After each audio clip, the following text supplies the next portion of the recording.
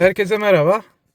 BYD Line 7 ile ilgili videolarıma devam ediyorum. Şu anda bu videoda sizlere ne anlatacağım? Bakın şurada gördüğünüz şu lastik basınç değerleri şu anda PSI. Bu söylediğim ayarlar tüm BYD araçlarda geçerlidir bu arada. Bu lastik basınçları bazı araçlarda satın alındığında kilopascal veya bar şeklinde olabiliyor. Şimdi bunu barsa, kilopascalsa PSI'ye nasıl çevireceksiniz? Veya PSI'yi beğenmiyorsunuz, bar yapmak istiyorsunuz. Bunu nasıl yapacaksınız? Bu videoda ondan bahsedeceğim. Bakın ana ekran bu şekildeyken ayarlara giriyorsunuz. Araç ayarlarına. Bu Sil U DM'yi de şu şekilde gösteriyor olabilir. Ayarlar işaretiyle, yani şurada bakın sistemin daha böyle bir dişli ayarlar işareti şeklinde gösteriyor. Onda farklı menü. Girdiğinizde araç ayarlarına, ben buradan kısaca girebiliyorum.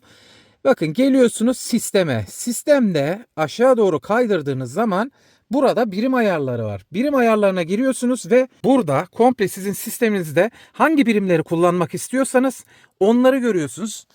Ve değiştirebiliyorsunuz aynı zamanda. Bakın burada hava basıncı diyor. Kilopascal, bar ve PSI var. PSI'yi seçmiştik. Bakın ben bunu şöyle kilopascal seçiyorum. Bakın kilopascal yaptım. Bakın. Gördüğünüz gibi lastik basınçları artık kPa şeklinde. Burada da kPa. Bar yaptım. Bakın artık bara döndü lastik basınçları.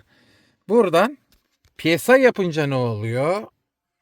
Burada da göreceğiniz üzere PSI oluyor. Kilopascal, bar ve PSI. Yani bu şekilde siz de ayarları istediğiniz birime getirebilirsiniz. Gücü de burada kilowatt yerine beygir gücüne de çevirebilirsiniz. Nerede göreceksiniz bu değişikliği? Bakın şu altta. Orada 0 HP diyor. Kilowatt yaptım. Şu anda kilowatt oldu.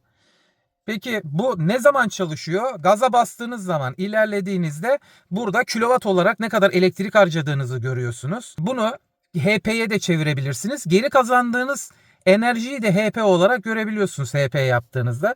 Elektrikli araçta tabii ki kilowatt olması daha önemli. Aynı zamanda bu sadece lastik basıncı için bir tarif olmayacak. Yani sıcaklık şurada 12 derece. Bunu Fahrenheit yaparsak ne oluyor? Hemen yapıyorum. Bakın 54 Fahrenheit diye değişti.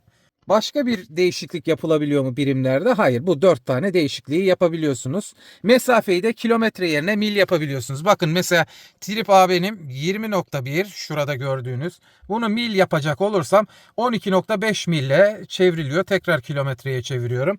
Ve buradan birimlerin nasıl değiştirilebileceğini görmüş olduk.